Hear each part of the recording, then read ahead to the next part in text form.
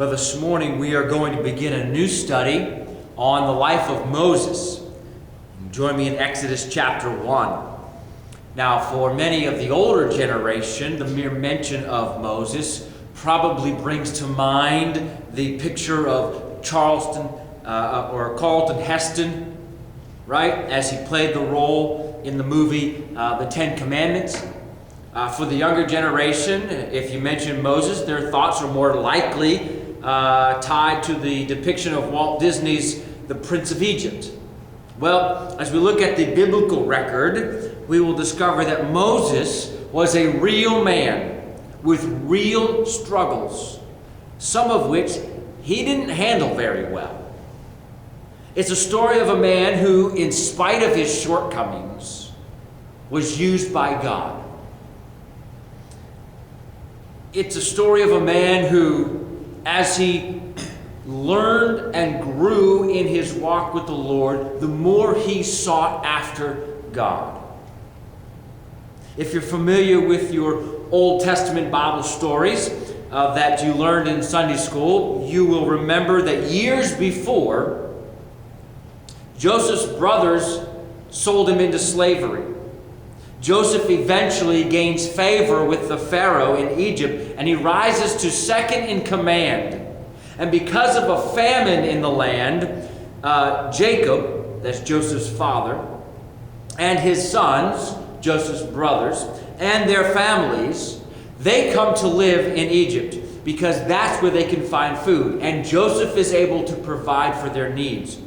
Now, when they arrive in Egypt, we are told in Exodus chapter 1, verse 5, all the persons who came from the loins of Jacob were 70 in number, but Joseph was already in Egypt.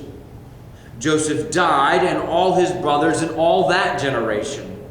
But the sons of Israel were fruitful and increased greatly and multiplied and became exceedingly mighty, so that the land was filled with them. Now a new king rose over Egypt, who did not know Joseph. From a small group numbering about 70 people, this little band became a mighty nation, growing in number to perhaps in excess of 2 million people. It says in verse 8 that a new king rose to power. This new king doesn't know anything about Joseph. It goes on in verse 9, he says to his people, behold, the people of the sons of Israel are more and mightier than we. Come, let us deal wisely with them, or else they will multiply, and in the event of war, they will also join themselves to those who hate us and fight against us, and depart from the land. So they appointed taskmasters over them to afflict them with hard labor. And they built for Pharaoh storage cities, Pithom and Ramesses. This new king represented not only a new person on the throne, but very likely a new ruling family. He fears the strength of the Israelites. Now at this time, the Israelites, the Hebrew people, are not enemies of the Egyptian people. They are not slaves of the Egyptian people. They just happen to be living in and around Egypt. And the Pharaoh of Egypt now gets worried. They're growing bigger and stronger, more of them than us. If we go to war with another nation, they might join that other nation and rise up against us. We've got to do something about this. So Pharaoh's first plan was to enslave them, tighten his control over them. Now, a large part of that plan involved intimidation and oppression designed to demoralize the Israelites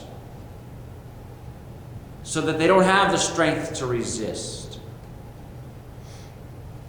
Pharaoh utilizes this large slave labor now to strengthen his country.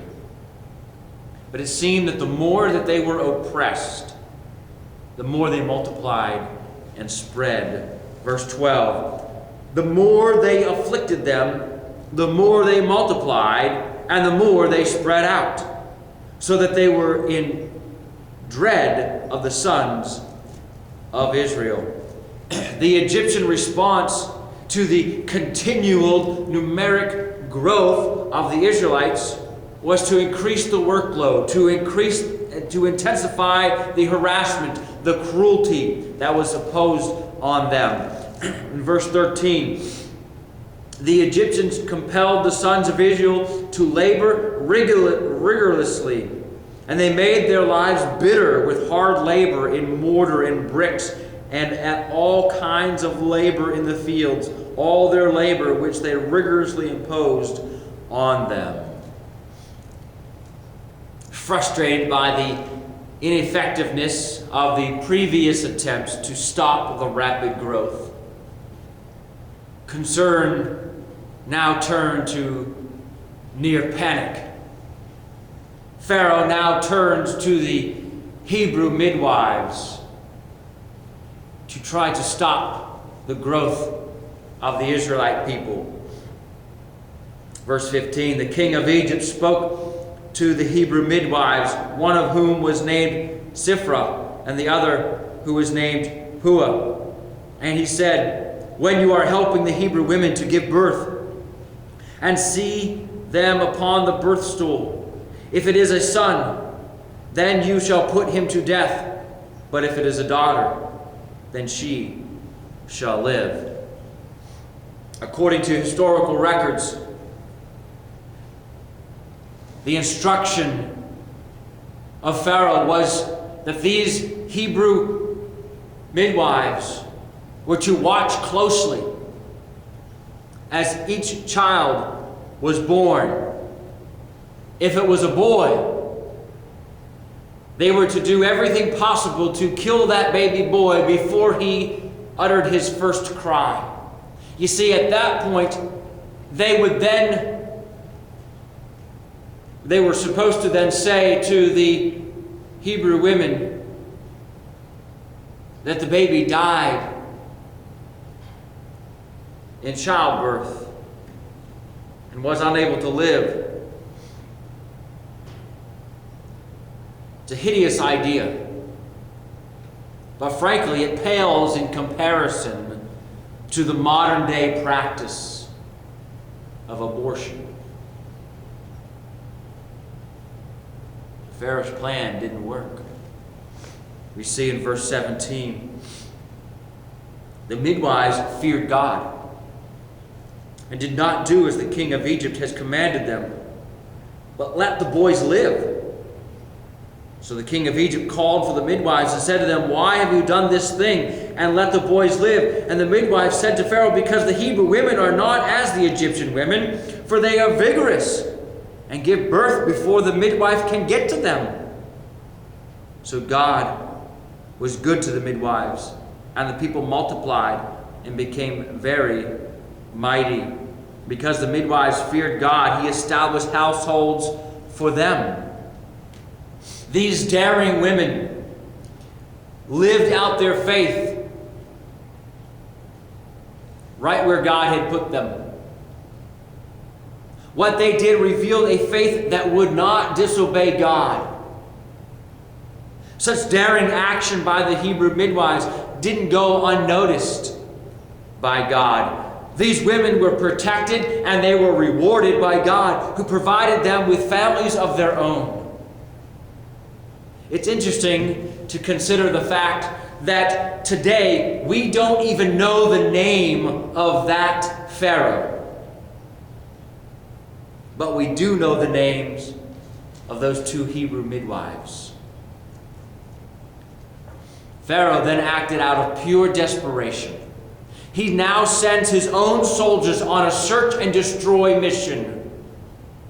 Wherever they located a Hebrew male baby, they were ordered to throw him into the Nile River. Verse 22. Then Pharaoh commanded all his people, saying, every son who is born you are to cast into the Nile, and every daughter you are to keep alive. What Pharaoh had previously tried to do in an underhanded way, he now openly demands the death of every Hebrew male child. Now, having established the circumstances into which Moses is born, I want to examine how his parents passed on a heritage of faith to their son, Moses. I want to share with you some principles about faith that we see in this passage as we come to chapter 2. The first thing I want you to notice is that faith does not demand that we act foolishly.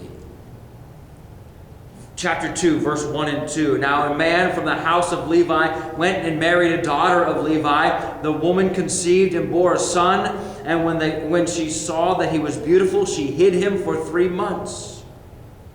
But when she could hide him no longer, she got him a wicker basket and covered it over with tar and pitch.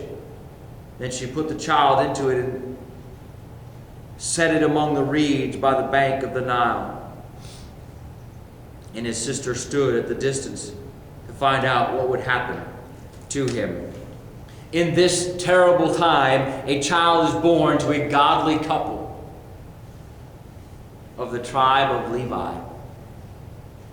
When the parents look at this newborn child, it says that they saw that he was beautiful. It doesn't simply imply that his parents were impressed merely with his physical beauty. It's better understood here that his parents were convinced that God had a very special plan and purpose for this child. Really, the biblical perspective is that all children, are from God. Psalm 127, verse 3 and 4 says, behold, children are a gift of the Lord. Fruit of the womb is a reward. Like arrows in the hand of a warrior, so are the children of one's youth. Or how about Psalm 139, verse 13 and 14? For you formed my inward parts. You wove me in my mother's womb. I will give thanks to you, for I am fearfully and wonderfully made. Wonderful are your works, and my soul knows it well. Now, many of you may have seen movies about the story of Moses, or read in Bible story books, children's Bible story books, or maybe you've been taught growing up that Moses' parents were afraid. That may have been true of other Hebrew parents, but it was not true of Amram and Jochebed. In fact, Hebrews 11, verse 23, lets us in on a secret on how his parents, the parents of Moses, faced this crisis.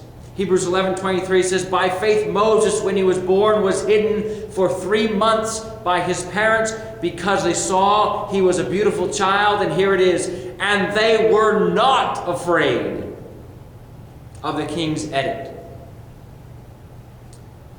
This verse here in Hebrews chapter 11 indicates that Moses' parents, Amram and Jochebed, had a deep, abiding faith in God, and that faith enabled them to live and act without fear of the Pharaoh and his command.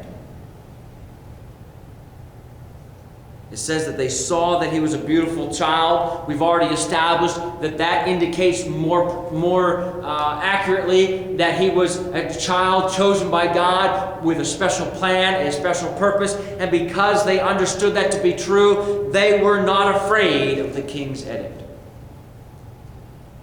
It was evident that God had a special purpose for this child. Believing this to be true, their faith produced courage to defy the king's command and to keep their son alive. May I suggest to you that Moses grew to be the man of faith that he became because his father and mother were people of faith, and they passed on a heritage of faith to their son.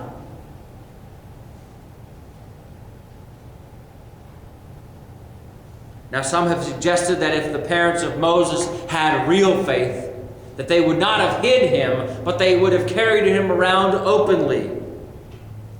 Chuck Swindoll has this to say about that. To walk by faith does not mean that we stop thinking. To trust God does not imply becoming careless or lazy or apathetic. What a distortion of biblical faith. You and I need to trust God for our finances, but that is not a license to spend foolishly. We trust God for our health, but that doesn't mean we chain smoke, stay up half the night, and live on potato chips and Twinkies without consequences. Faith and careful planning go hand in hand. They always have. Faith does not mean that we act foolishly. Secondly, faith does not mean that we do not have a plan. Verses 3 and 4 give us the plan.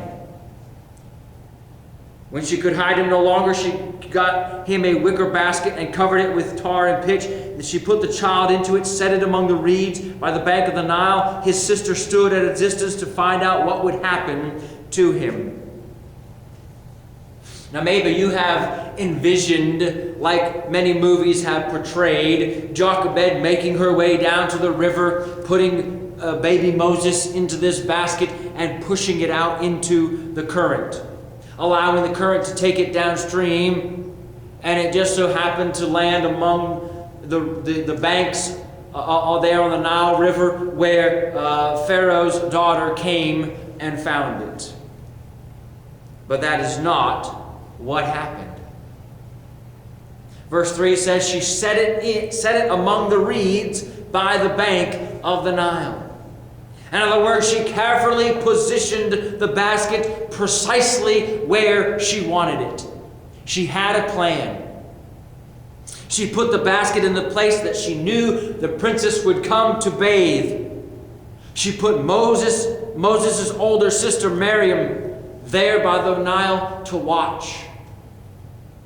She no doubt instructed Miriam carefully as to what she was to say when the baby was found. Verse 5, the daughter of Pharaoh came down to bathe at the Nile with her maidens, walking alongside the Nile, and she saw the basket among the reeds and sent her maid, and she brought it to her. The basket never moved. It was there where Jochebed, Moses' mother, put it. Moses' mother had a plan.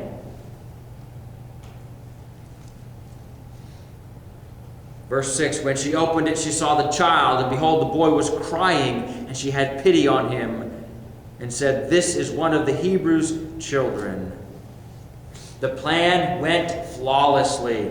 When the princess came to the Nile, she saw the basket. She discovered the baby. She heard him cry. Her maternal instincts took over and caused her to rescue that child and desire to care for that child. Moses' mother had faith that God had a special plan and purpose for her son.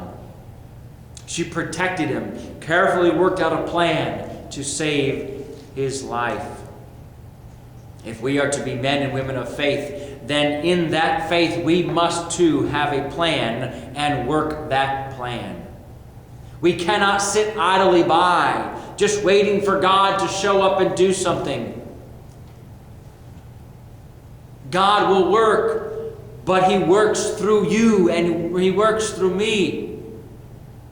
As we seek God, God gives us the plan, and we must work that plan. God's desire to use you in His plan to get the job done. This does not mean that we work out our own plans and our own desires. No, we seek God and we begin to work out His plan for our life. Faith doesn't mean we act foolishly. We act carefully, trusting God and following Him. Faith does not mean that we don't have a plan. We seek God for His plan, and then we work out that plan. Now I want us to consider the application here of passing on a heritage of faith. We see in the next few verses that passing on a heritage of faith doesn't happen by accident. Verse 7 of chapter 2. Then his sister said to Pharaoh's daughter, "Shall I go and call a nurse for you from the Hebrew women, that she may nurse the child for you?" Pharaoh's daughter said to her, "Go ahead." So the girl went and called the child's mother. And Pharaoh's daughter said to her, "Take this child away and nurse him for me, and I will give you your wages." So the woman took the child and nursed him. God used a baby's tears to control the heart of a powerful princess. And now He used Miriam's words to arrange for the baby's mother to raise the boy and get paid for it. The princess, without realizing, has hired the baby's own mother to nurse him and raise him. Jochebed not only got her child back, she got the protection of Pharaoh's daughter, and she got paid to raise him. This cannot be anything but the hand of God. Verse 10. The child grew, and she brought him to Pharaoh's daughter, and he became her son. And she named him Moses, and said, because I drew him out of the water. Moses stayed in his parents' household for an unspecified period of time. His own father and mother cared for him, taught him. However, before Moses was fully grown, they returned him to Pharaoh's daughter. And he was then raised as part of Pharaoh's household. However long Pharaoh was in his parents' home, it was long enough for them to firmly lay a foundation of belief in God. And we will see this, how this comes to fruition later on in Moses' life. How we raise our children will have a greater impact on society than anything else we do in life. And grandparents, you play a vital role in the life of your grandkids as well. What would you do if you knew that everything your child or your grandchild might know about God, they would learn from you? The words of Deuteronomy chapter 6 and verse 7, I think, would take on special meaning. These words which I am commanding you today shall be on your heart. You shall teach them diligently to your sons. You shall talk of them when you sit in your house, when you walk by the way, when you lie down, and when you rise up. Isn't that what we should be doing anyway? Our faith cannot be something that is just talked about and lived out for about an hour on Sunday mornings.